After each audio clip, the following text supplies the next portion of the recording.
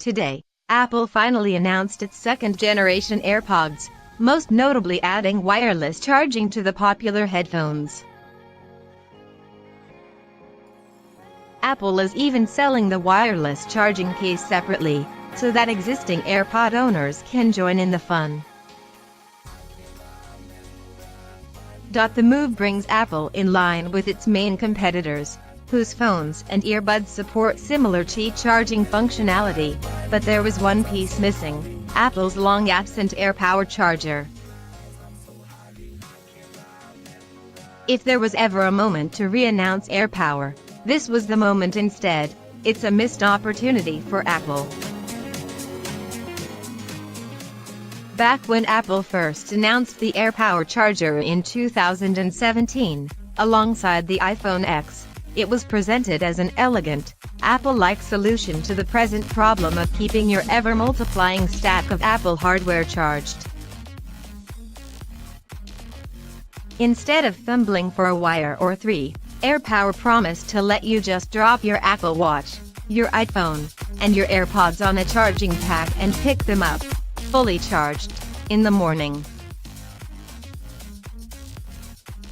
But AirPower never shipped, and neither did a version of Apple's AirPods that could take advantage of any wireless charging pad until today, when Apple announced the new AirPods without so much as a mention that AirPower might still be on the way. Apple's choice of charging standard might be telling, too.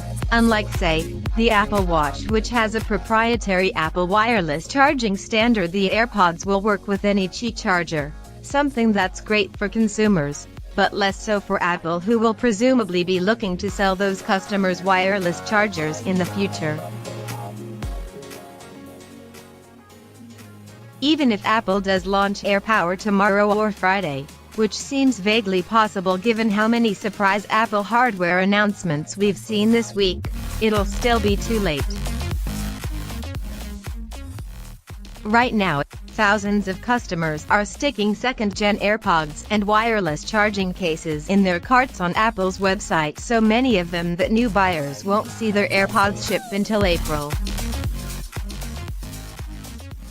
An AirPower charger to use with those new AirPods is the easiest upsell in the world, given that it was literally designed for this exact product, and yet none of those thousands of customers can buy one today.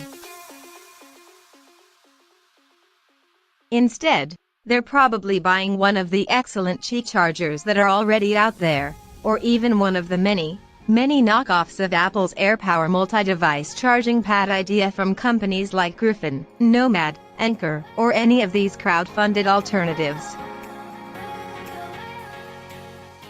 Even more problematically, those chargers aren't materially worse than the AirPower pad will be at charging a phone or headphones. AirPower's claim to fame is some fancy charge indicators on an iPhone and some convenience in the form of its beamforming tech.